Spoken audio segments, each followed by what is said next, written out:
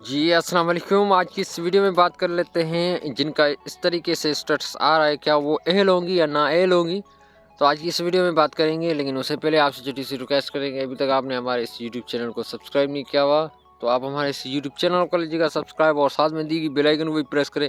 अगर आपका कोई सवाल होता है तो आप कमेंट ज़रूर किया करें, आपको रिप्लाई मिल जाएगा। तो चलिए आज की इस वीडियो को शुरू कर लेते हैं। तो यहाँ पे सबसे पहले आपको ये बताते हुए चलें, जिन बेनिफिशरियों का जो कि रेगुलर बेनिफिशरी हैं, अपनी किस्त वसूल कर रही हैं, उनका स्टेटस इस तरीके से शो हो रहा है तो उनको परेशान होने की ज़रूरत नहीं है। उनके अकाउंट में पेमेंट आ चुकी है, वो अपनी पेमेंट वसूल कर सकते हैं।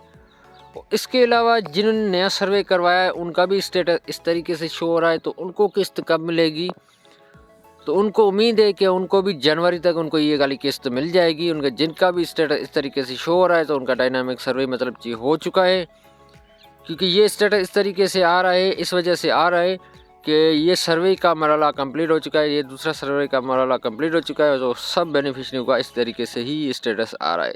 Thanks for watching. अल्लाह हाफिज़।